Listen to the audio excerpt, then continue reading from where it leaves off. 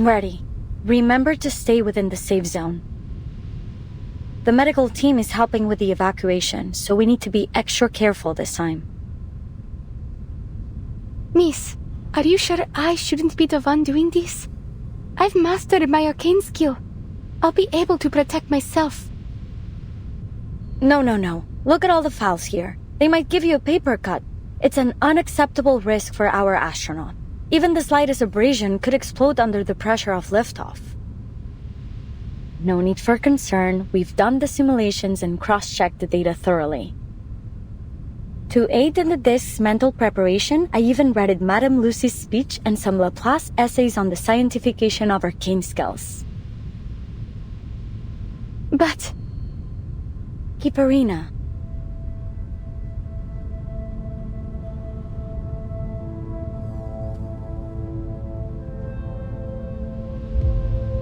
Take the others behind the blast door. I'll use my arcane skill to protect the field as much as I can.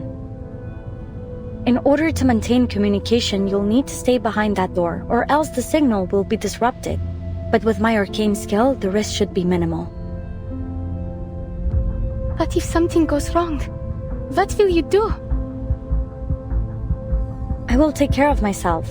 The only thing I ask is that you pay close attention to what I do. Because in the worst-case scenario, if you find yourself out there alone, you'll need to be able to perform this intuitively. I don't know if I'm ready. Maybe, but it's still too early to give up, little astronaut.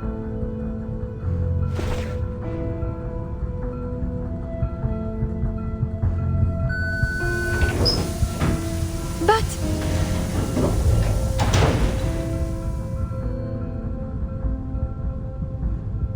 Enough talking. We don't have time for any dramatic farewells. Wait, whose idea is this? Couldn't be Pointer's. She packs meticulously. Let me guess. Winsome?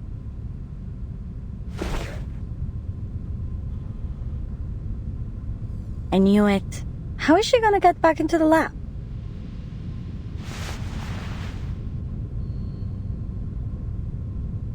I'll just have to surprise her with it later.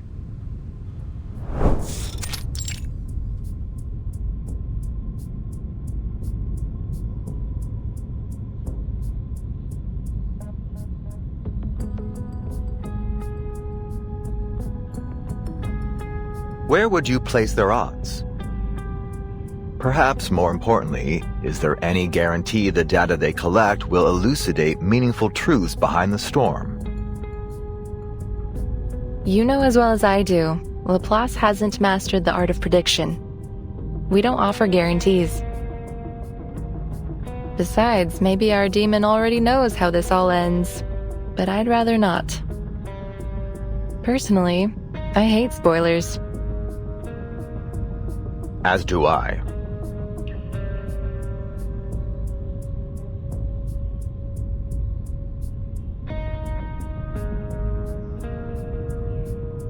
Slackers!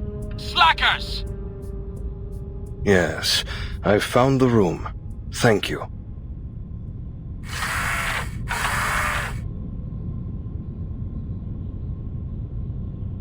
Is that Adler? Mr. Ludwig?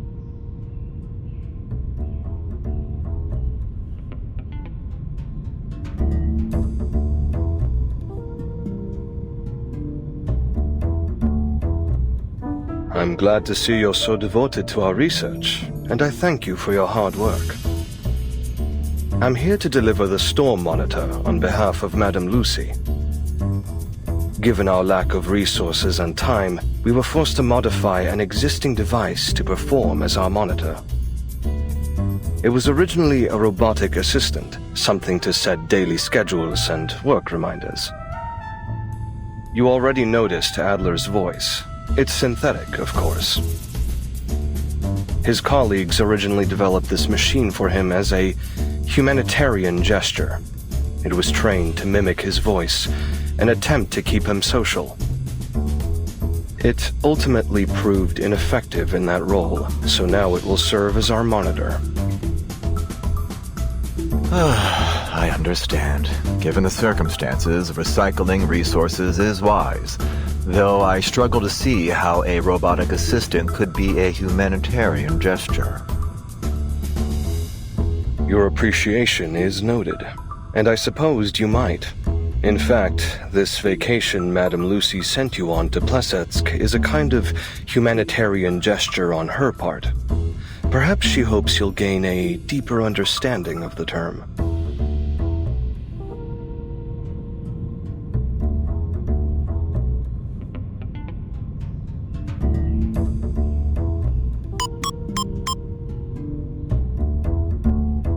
Mind if I take a closer look? Wow, there are a lot of voice packs programmed into this thing.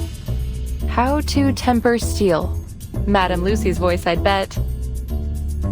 And then what else is here? Sweetheart? The Superstar? Oh, and Sputnik 1, too. Warm and fluffy company? Who could that be?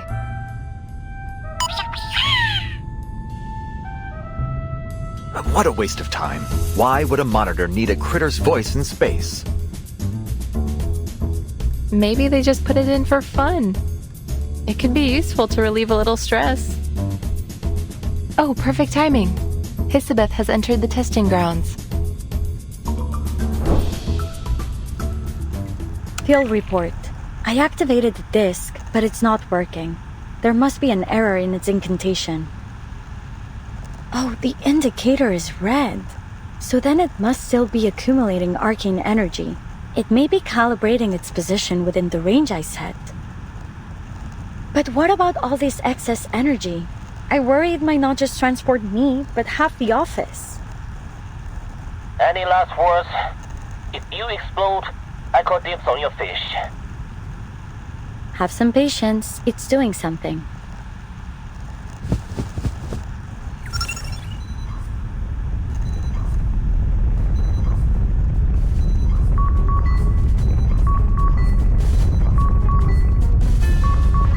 Bad news. I don't think any of those fish are gonna survive. Wish me a safe journey.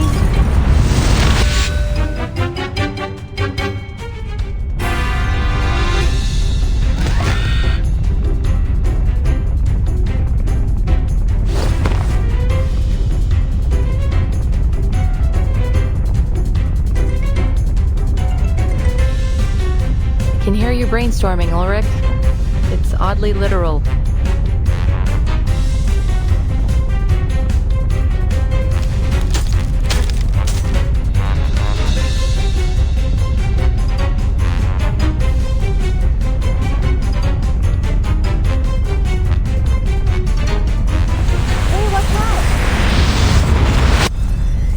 You know, Hisabeth, there's gentler ways to make an entrance.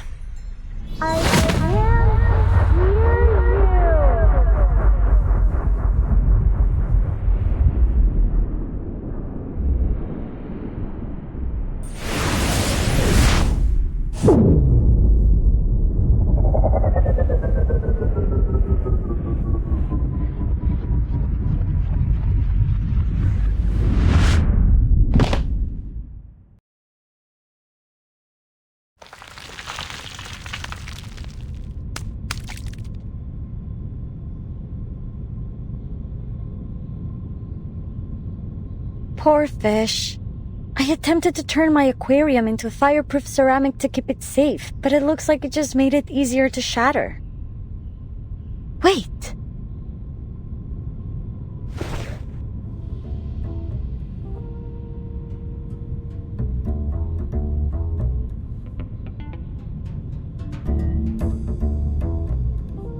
Uh-oh, I forgot about this. Luckily, it didn't affect the card itself.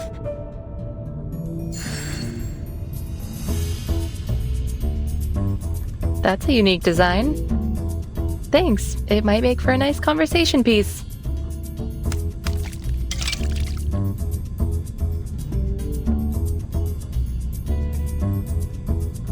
Congratulations, Miss Hisabeth. Your results appear more than adequate. Indeed, you have exceeded my expectations. Is that stuffy office talk for good job? Merci all the same. Congrats. So does your success here mean my lovely apprentice has a chance to land back on Mother Earth safely? More than a chance now. Though I'm afraid the adjustments we've made to the process will be impossible to replicate at scale. Nonetheless, you've convinced me.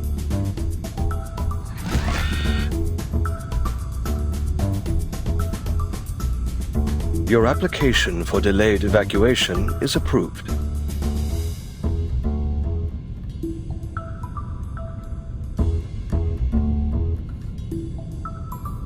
But I haven't even submitted it yet. Well, you may submit it now.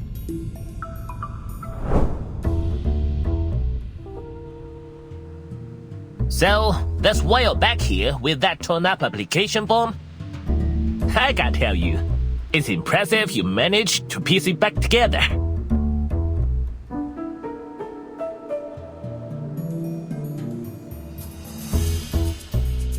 At least I learned something from it. Don't teleport paper products without a protective sheath. They seem so close to success. I will keep training. I need to stay at my best for our launch day.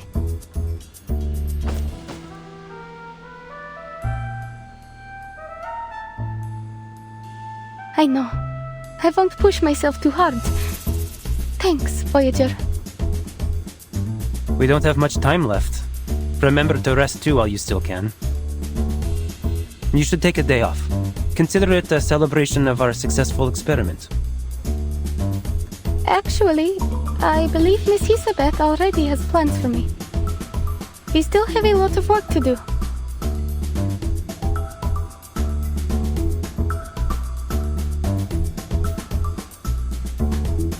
Plans? Yes, that we do. I need to train you to use the monitor. You will have to confirm the final coordinates on the disk and be able to perform the final safety checks before launching. Oh, I think it may be necessary to implement a particular procedure that Ludwig mentioned. A humanitarian vacation.